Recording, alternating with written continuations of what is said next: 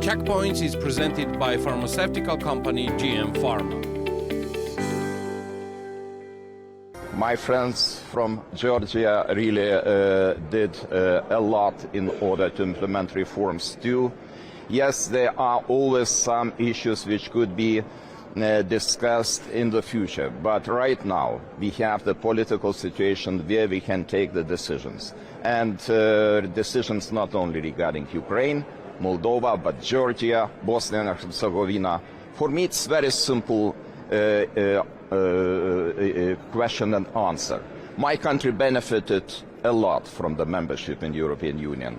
Economy skyrocketing, innovations, green investments and so on.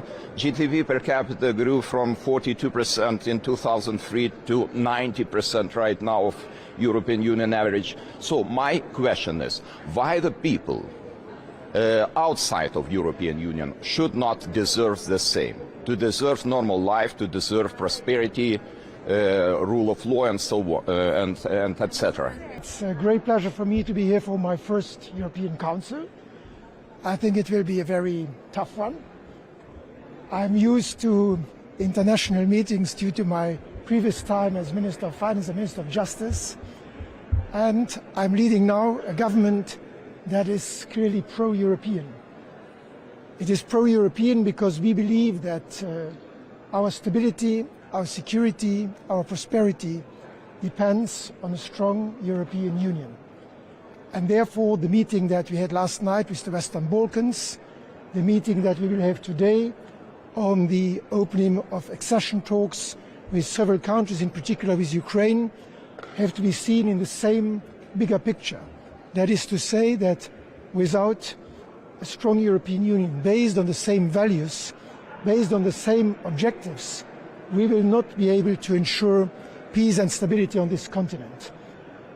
When I was listening last night to the positions of the European Union and of the Balkans, the Western Balkans, it reminded me of my time when we did the enlargement of the European Union in 2004. It had the same objective, making sure that democracy, peace and stability is guaranteed for decades to come. That is what is at stake today. It's not about one country or another. It's about stability, security, democracy. And indeed, it matters what happens to Ukraine. If we give up our support for Ukraine, the political support, or the financial support, then we lose and we give up on our fundamental principles. And that is why the government I have the pleasure to lead will support Ukraine. The government that I am leading will support further integration of the European Union and will support a reasonable package for the midterm review of the financial framework. We'll support all the proposals of the European Commission, which has the right know-how to analyze the situation on the ground. I think all those countries, independent of their degree of development vis-à-vis the European achievements, need to be part of the European family for the reason I just explained. If you think about it, the US, the EU, these are the two towers of freedom and democracy in the world. If we can't support Ukraine throughout 2024, Putin will win. And I can't even begin to contemplate the consequences for the world, for all of us, if that were to happen. So this is a really important meeting and a really big decision to be made. Our European unity has been keen in maintaining our security. If we create space by not showing unity, it's going to be abused by those who put the European continent in danger, and we have to be extremely clear on support, and that is the main discussion that we should have today. Well, the proposal of the European Commission to me is something which is acceptable, which takes into account the very big package of reforms that have been made in Ukraine, in Georgia, in Moldova, and so we support the analysis of the Commission. I think it is crucial that today we have a positive decision on next steps for Ukraine in the accession talks. It will take anyway many years before accession will take place, but this is about the next step. Ukraine has worked extremely hard to make that next step happen during a war they are also fighting for us. It is also about our values, about our collective safety.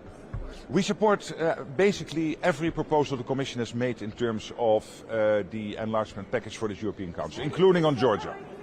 On enlargement, very clear. This is a win-win situation. Ukraine should be given the moral, political, financial support that it deserves and we all need for our own security. Same with Moldova, same with Georgia and Bosnia-Herzegovina. It is an existential issue for Europe, that our support to Ukraine has to be continuing and increase, because it's not a war against Ukraine, it's also for our security. I know the enlargement will take an important part of the discussion. Enlargement is the most important foreign policy. It's the stronger stability capacity that we have, not only with Ukraine, but also with other candidates in the Balkans and in the Caucasus. So it's very much important to take the right decisions, and I hope I will get guidance in order to continue developing the European Peace Facility military support. I'm absolutely sure that this is a necessary debate here in Europe. We must make progress in this accession processes we have. It is a decision of the European Union that we are ready for enlargement, discussing with the Western Balkan states, discussing with Moldova, Ukraine and Georgia. And especially in the case of Ukraine, we think it is a necessary sign that we support the activities of the Ukrainians to meet all the measures that we ask them to meet. Tonight we sent a very powerful signal to the European citizens, a very powerful signal to the Ukrainian citizens, because we have decided to grant the candidate status to Georgia, to open the negotiations with Ukraine and with Moldova, to make a very important step with Bosnia-Herzegovina, because we will open negotiations and a report will be issued by the Commission in the weeks to come in view to make a decision.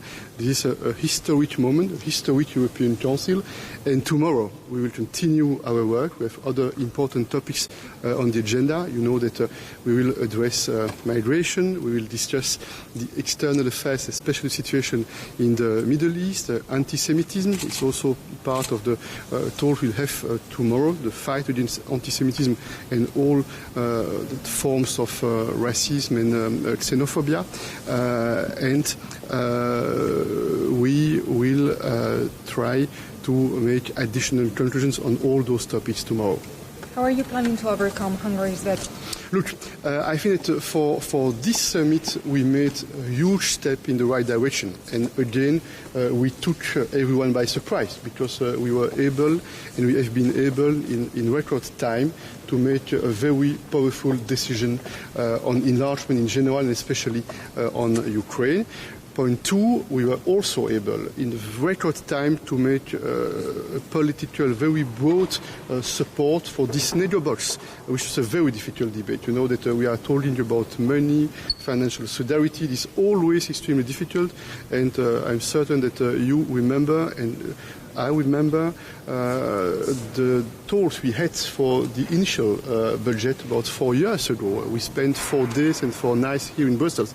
Here, in a few hours, we succeeded to make a balanced proposal with a broad political support. It is showing that we are serious, which is showing that we want to be credible, and that we want to do everything to protect and to defend our fundamental interests and to provide more stability. We need stability, and especially in those very complex geopolitical times.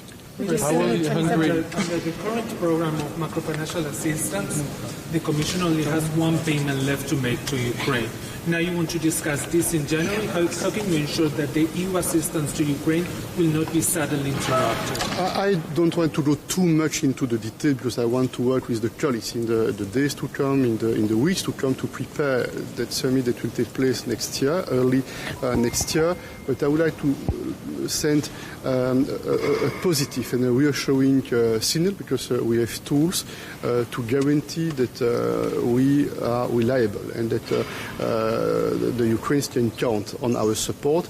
And when I was insisting that the NATO box, which is a political commitment supported by 26 member states, when Sweden will formally support, it means that in this NATO box we have a package of 50 billion for Ukraine, and it means that there is a strong political will of 26 leaders to implement this NATO box, and it's also a signal that we send to the Ukrainian friends. What happened with Viktor Orban, the whole situation during the discussion for Ukraine, for the accession of Ukraine?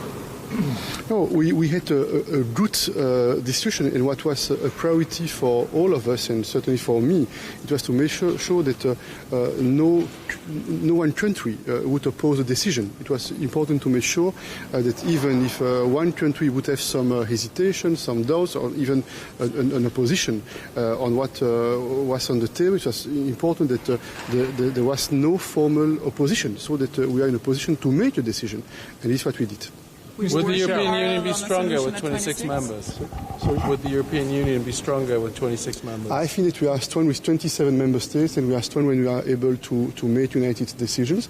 This is challenging. We can say and we can observe that this is challenging. This is always complex. It requires a lot of efforts. But what we have demonstrated today, this is the fact that we have sent a powerful message in terms of enlargement, point one. What we have demonstrated that this is the fact that in a few hours we have been able to build a very broad majority, coalition, unanimity, less one vote in favor of a powerful NATO box, which sends a clear signal in terms of political priorities. Would you consider going for a solution at 26 if you don't manage to get the 27? Sorry? Would you consider a solution at 26 if you don't manage to get the 27? I don't want to say too much about the preparation of the next meeting.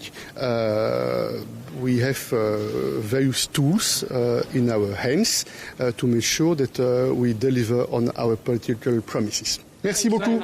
Thank you. The Checkpoints is presented by pharmaceutical company GM Pharma.